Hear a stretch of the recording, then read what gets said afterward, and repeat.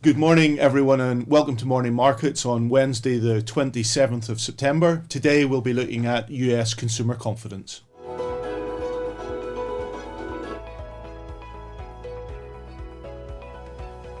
So just digging into the US consumer confidence data from yesterday, and which was a relatively light day for economic releases across the globe.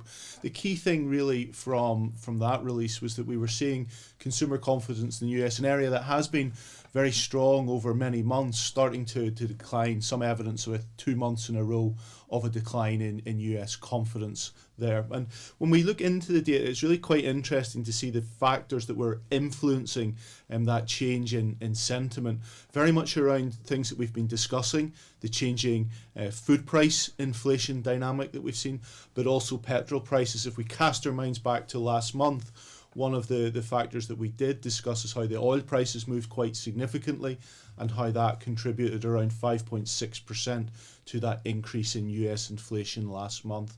So that's starting to impact confidence a little bit. The other aspects that were in the detail of the document was very much around how interest rates have changed and the interest rate backdrop. As we know, the Federal Reserve has significantly tightened US interest rates.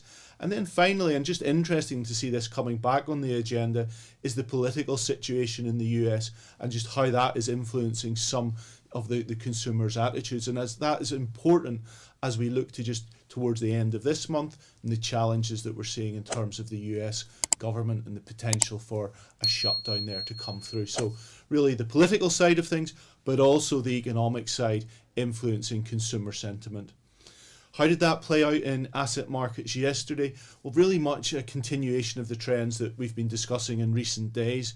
Equity markets weaker, bond markets relatively stable at a sovereign level, but ongoing strength of the dollar. And really over the month, the currency that's been most impacted really against the dollar has been sterling. So sterling some 4% weaker on the month. And you'll notice that that's impacting and having a favourable impact on the UK equity market, so the FTSE 100 being a relative outperformer in that period. I'll leave it there for today, but please do join us again tomorrow. Many thanks.